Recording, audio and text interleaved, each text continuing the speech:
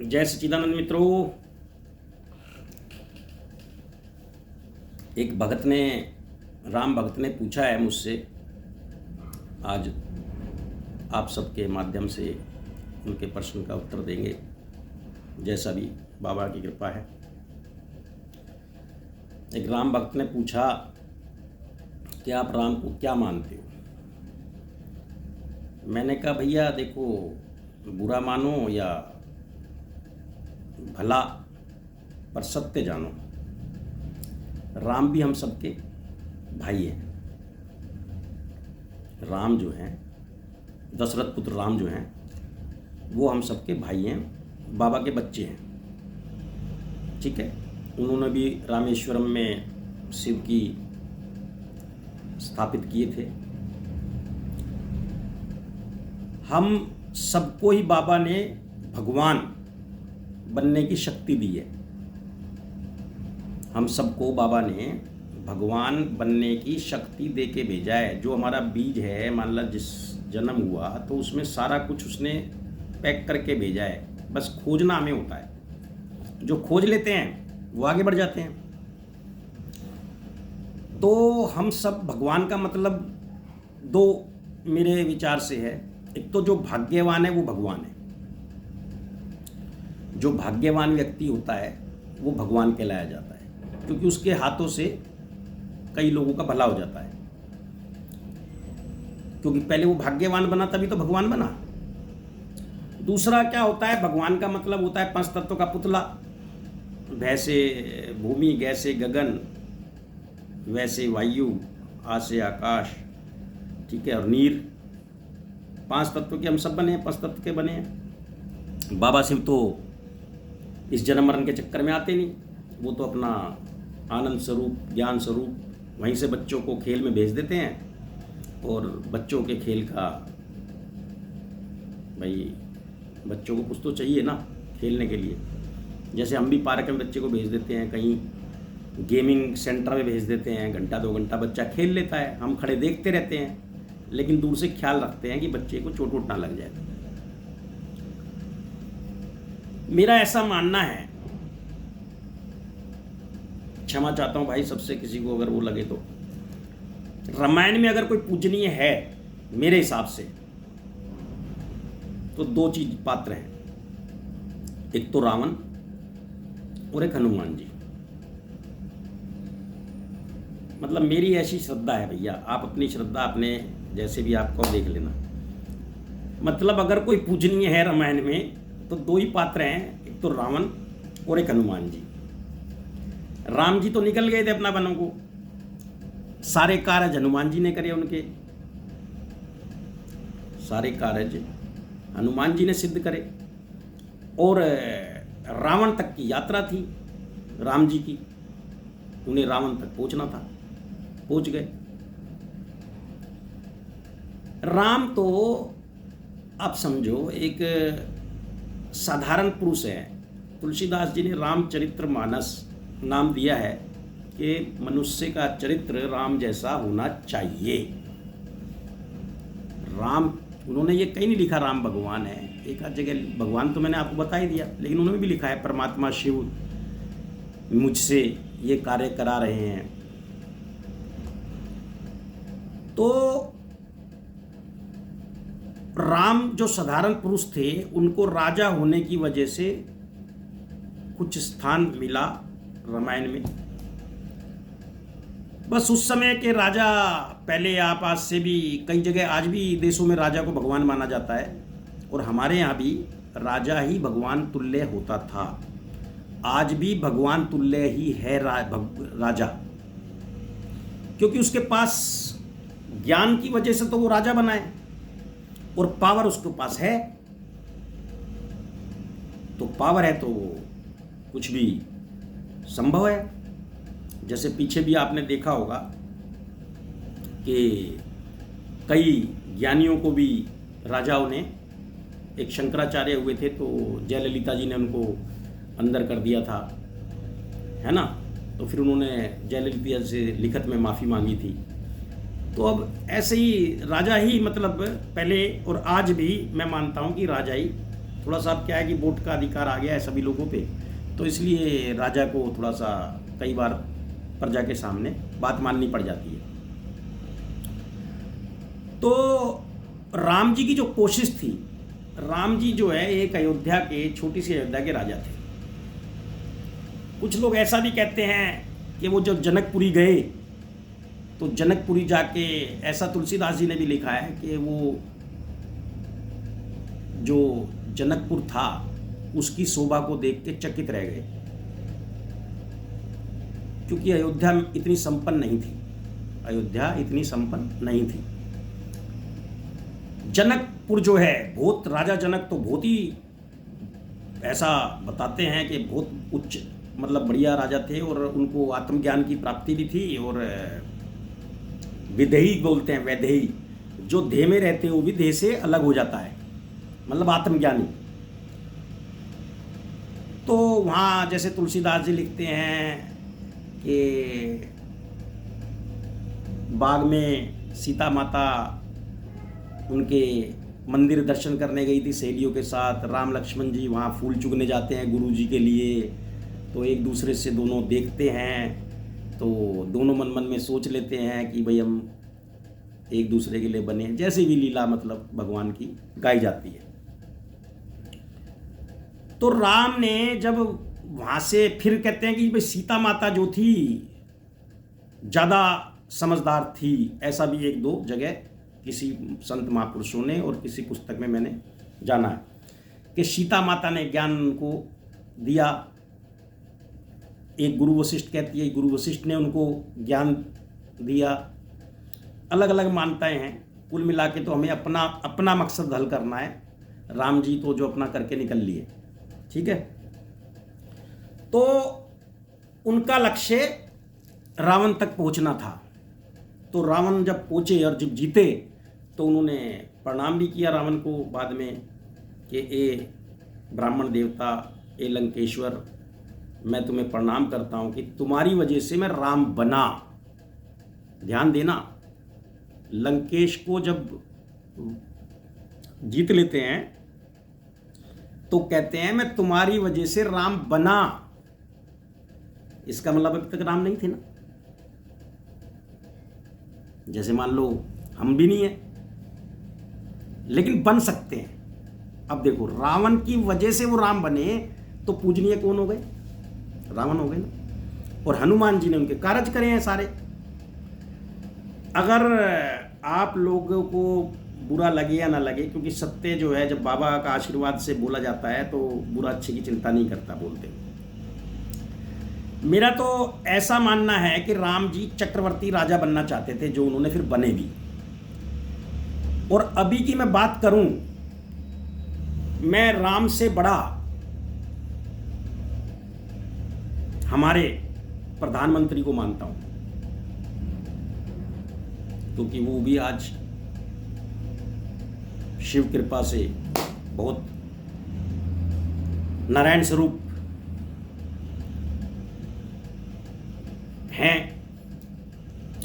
और अयोध्या नगरी या उस समय की आबादी तो बहुत कम होती थी, जैसा शास्त्र कहते हैं कि लाखों में थी, है ना, करोड़ों में रही होगी। आज हमारे देश की आबादी 150 करोड़ है। तो मैं तो प्रधानमंत्री को, मेरे ऐसे भाव हैं कि उनसे, राम जी से भी बड़ा मानता हूँ। मैं नारायण स्वरूप उनको, मेरी ऐसी भावना है। बाकी आप सबकी आपके साथ रहेगी। तो उनके पास, हमारे प्रधानमंत्री जी के पास बहुत से हनुमान हैं, बहुत से अंगद हैं, और कई रावणों को उन्होंने मार के गिरा दिया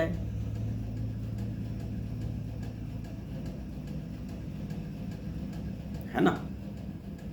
कई रावणों को उन्होंने मार के गिरा दिया है। मार के गिराने का मतलब ये होता है, दो तरीके होते हैं कि शरीर से कुछ, आत्मा तो अमर है। श्री कृष्ण जी ने भी कहा, शिव बाबा भी कहते हैं, हम भी कहते हैं, आप भी कहते हो, सब कहते हैं कि भाई अपने पक्ष में कर लेना। पहले भी राजा लड़ाई करते थे, तो जब राजा समर्पण कर देता था तो राजा ये कहते थे, चल अब तू मेरे अधीन है, और ये तू गद्दी, कईयों को कहते तू संभाल, इसमें से मेरा इतना शेयरिंग है, जो भी है, जैसे भी व्यवस्था रहती। तो इसी तरह से कई लोगों को, कई देशों को हमारे प्रधानमंत्री ने अपने अधीन किया है। मतलब अधीन का मतलब ये होता है कि अपने साथ मिला लिया है, अपने राय में राय मिलती है उनकी, जो भी एक दूसरे से मिलजुल के काम होता है ताकत को बढ़ाना। तो इसी तरह से हमारे प्रधानमंत्री जी के पास हनुमान भी हैं, अंगद भी हैं, अलग अलग उनके मंत्रालय में, उनके प्रशासन में बहुत से लोग हैं जो जिस काम को सिद्ध करना होता है तो खुद नहीं जाते प्रधानमंत्री, उनको भेजते हैं। जिसमें भी जिसकी कला है उसको भेज देते हैं, भाई तुम ये बातचीत तुम करके आओ, इसको तुम करके आओ, ऐसे करो, है ना। समझने का मतलब है भैया, ठीक है, समझ सको तो अच्छी बात है, नहीं तो मैं तो अपना बोलता ही रहूँगा। प्रधानमंत्री जी हमारे बहुत साधारण परिवार में जन्म हुआ, है ना। अब इनकी भी कहानियाँ, किस्से सब लिखे जाएंगे, है ना। बड़ी बड़ी चीज़ें इनके नाम पर बनेंगी। आने वाले समय की जो पीढ़ियाँ हैं वो इनको भी भगवान का दर्जा देंगी। लेकिन अभी जो है आप इनको साधारण मनुष्य ही जान रहे हैं। इसी तरह राम के समय में भी जनता राम को साधारण मनुष्य ही जानती थी, और कृष्ण के समय भी साधारण कृष्ण के रूप में अर्जुन को सिर्फ पता लगा था ज्ञान के समय कि ये कुछ मेरे से अलग जानते हैं। बाकी तो वो मित्रता के नाते उनको ऐबे तबे सबे जो बोलते ही थे सारे। दुर्योधन तो उनको मानते ही कुछ नहीं थे, फिर बाद में तक भी नहीं मानते थे। तो आगे जो है, अब कृष्ण जी का जन्म जेल में हुआ, कृष्ण जी का जन्म जेल में हुआ और फिर भी वो पूजनीय बने। इसको ऐसा भी कह सकते हैं कि हमारा सबका जन्म ही जेल में होता है ना। जो गर्भगृह होती है हमारी माता का जो है, उसमें वो जेल ही होती है। हम उससे बाहर आते हैं तो फिर हम अपनी जैसी भी भगवान की शक्ति या हमारा विचार होता है वैसे हम आगे बढ़ते हैं। माँ तो सबको बराबर ही जन्म देती है। इसी तरह से धरती माता है, वो तो भेदभाव करती नहीं। आप जो है बदमाश हैं, चोर हैं, जो भी धरती माता में अन्न बोएगा उसका होना ही होना है। धरती माता नहीं इस बार भेदभाव कर, हाँ प्रकृति जो हम लोग हैं हम भेदभाव करके, या प्रकृति वो दंड देती है। तो आगे जो है, अगर मेरा मानना है कि राम जी तो एक साधारण मनुष्य थे, अगर थोड़ा ऊपर चलूं तो मैं कृष्ण जी को उनसे ऊपर रखूंगा। कहा भी गया है कि रामचंद्र जी 14 कला संपूर्ण थे और कृष्ण जी 16 कला संपूर्ण थे। कृष्ण जी ने भगवत गीता ज्ञान भी दिया, ऐसा सब लोग मानते हैं। वो भी बाबा की कृपा से कह लो जो भी, लेकिन राम जी ने ऐसा कोई ज्ञान कहीं पर नहीं दिया। लेकिन अब कृष्ण जी के भी ये दुकान चलाने वालों ने बहुत से रूप बना दिए हैं, लेकिन सही मेरे हिसाब से अगर पूजनीय है श्री कृष्ण जी तो गीता उपदेश में पूजनीय है। बाकी तो लीला आप जैसे मर्जी खेलते रहो अपने ढंग से, कोई आपको रोकने वाला नहीं है, ठीक है ना।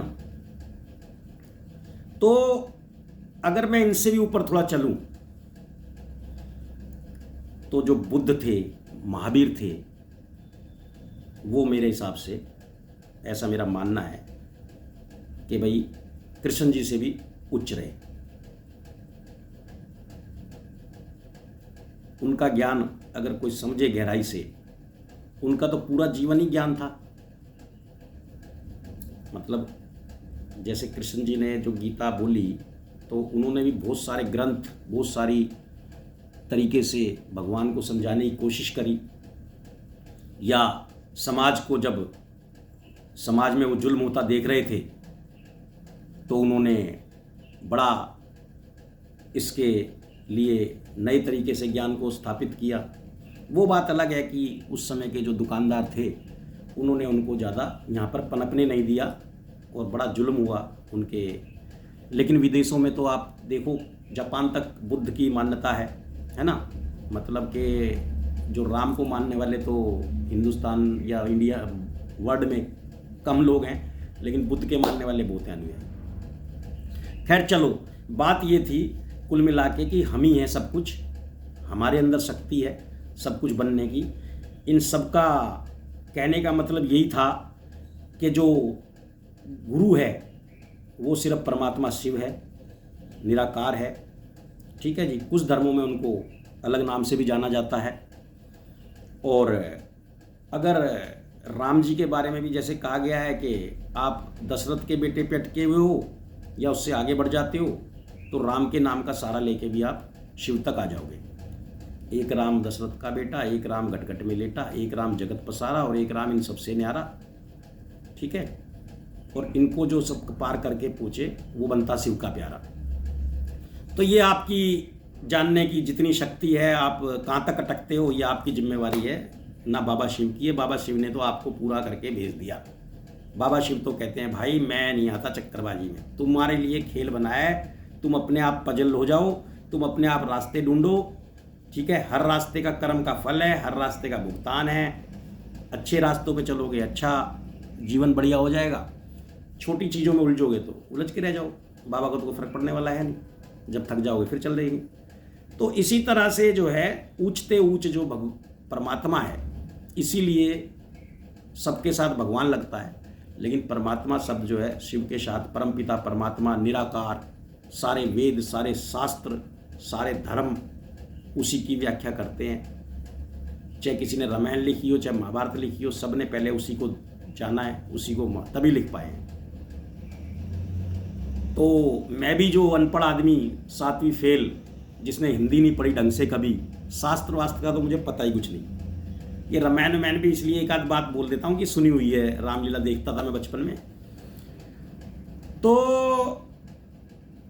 अब वो मुझसे बुलवा रहा है ना, ज्ञान बुलवा रहा है, उसी की लीला है। मैं तो अज्ञानी लिख देता हूँ भाई, इसीलिए, क्योंकि मुझे तो कुछ ज़्यादा पता है नहीं, लेकिन जैसा वो बुलवाता है वैसा मैं बोल देता हूँ। आप थोड़ा सा विचार कर लिया कीजिए मेरे बातों पे, और जो बुरी लगे उसको छोड़ दिया करो, और जो अच्छी लगे उसको पकड़ के थोड़ा आगे बढ़ जाया करो। देखना चिंतन मनन चल जाए, बस किसी भी चीज़ पे हमारी चिंतन मनन चल जाए, वो हमारे बच्चे के ऊपर चल जाए, खिलौने पे चल जाए, राम पे चल जाए, श्याम पे चल जाए, माता पे चल जाए, पिता पे चल जाए। पहुँचने वाले ब्रह्मांड का चक्कर लगा के भी नहीं पहुँच पाते, और जो पहुँचते हैं वो माता पिता के फेरे लगा के ब्रह्मांड को जान लेते हैं। गणेश जी है ना, इसीलिए वो गुणवान गणेश, ज्ञानवान। लेकिन आप बच्चे भी ऐसे हैं, हम सब ऐसे ही हैं, जिसका जैसा ज्ञान है वो वैसा जान रहा है। आप भी जानो, इससे अपना तो कल्याण होगा ही होगा, साथ में हमारे परिवार का, आस पड़ोस का, जितना भी जिसका सामर्थ्य है, जितनी जैसे चीज़ें